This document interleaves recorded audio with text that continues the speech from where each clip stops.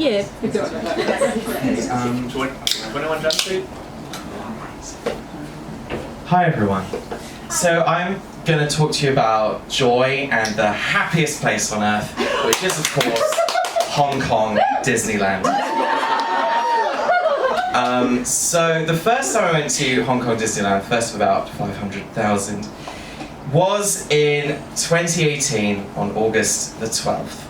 I was in Hong Kong for 2 weeks. I only had 1 day free, and I was thinking, oh man, I really want to go to Hong Kong Disneyland. Didn't really know anyone here, certainly didn't know anyone who would be keen to go with me. So I was like, do I go by myself? And I was like, I've literally been wanting to go to Hong Kong Disneyland for well over 10 years. And I thought, now it's time. I'm gonna go by myself. So I bought an incredibly expensive ticket. It was about $800 at that time, and included some food. And I was like, I'm not gonna go like super early. I'll aim to get there like 12, whatever. And so I was coming from Stanley, so quite a long trip all the way up to on the orange line and then on the pink line, the Disneyland line.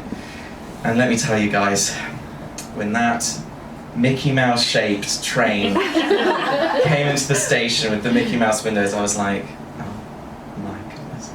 And then I got on, and then we came into the station, and I just couldn't believe it. I was just listening to the most beautiful music I'd ever heard, and there were all these sparkly stars everywhere, and I was like, oh my word. And then we went inside. There was the big sign with the Mickey Mouse, and there's this big fountain with the like whale from Pinocchio spouting a jet of water and Mickey Mouse floating on the top. And then went inside, and I was sort of like, I'm not sure if I should be here, like I'm an adult, like there's gonna be loads of kids there, like everyone's gonna be looking at me like I'm a freak. And they didn't. Like, for a start, if you've ever been to Disneyland, it's like 90% adults there. Some of those adults have kids, most of them don't. So it was like not a big deal. I totally fit right in, and to be honest, I wasn't really thinking about that. All that was going through my head was like, like I just couldn't believe it. I just couldn't believe it. And there was these, just wandered in, and one of the first things that I saw was this marching band. And they were playing, so for a start, I just love brass bands. That's just something that I just love it anyway. Maybe from the UK, I don't know.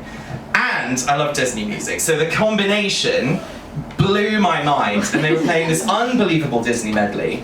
And I was freaking out. I was like, I've been here like 1 second, and like already I've just seen like the highlight of the day. I feverishly got some photos with them. They're literally my favorite thing. And then I was like, oh my god, what do I do now? What do I do now? The Incredibles came down. Frozone was waving at me from like a scooter. I was like, oh boy! And then, I saw the Lion King show. I was crying.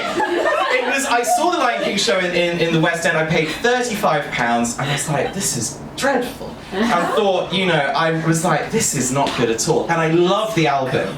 The album of the show is like one of my absolute favourite albums. I was really disappointed. I saw this 30-minute free show in the Round Theatre in Hong Kong Disneyland, and it was literally that 30 minutes is better than the whole 2.5 hours in the West for me. I was weeping, and then and I got to see Mickey and the Wondrous Book.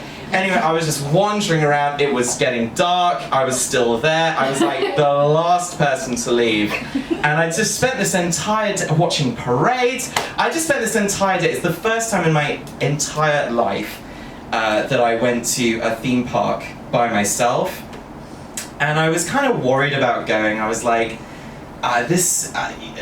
maybe I shouldn't go. There are certain rules, there are kind of parameters, there are reasons why you shouldn't go. It's kind of weird, like, people are going to look at you funny, blah blah blah. And I was like, yeah, but I want it too much. So and it was literally better than I could have hoped.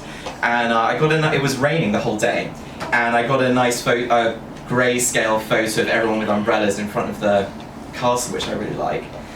And so I vowed on that day that I would get a platinum level That's the most expensive level, annual pass. And so I did, and that has, of course, lasted now for 25 months due to COVID, so that's worked out a pretty good deal. Anyway, what I would say is that it may not be Disneyland for you, it may be something else that society, or there are some kind of rules saying like don't go there, like that's joy for someone else, or you know, don't do it in that way, or you know, something like that, some kind of limits that you're putting on yourself. And I think just give it a go, just try it. It's probably not as bad as you think, and it's probably worth the joy. Thank you.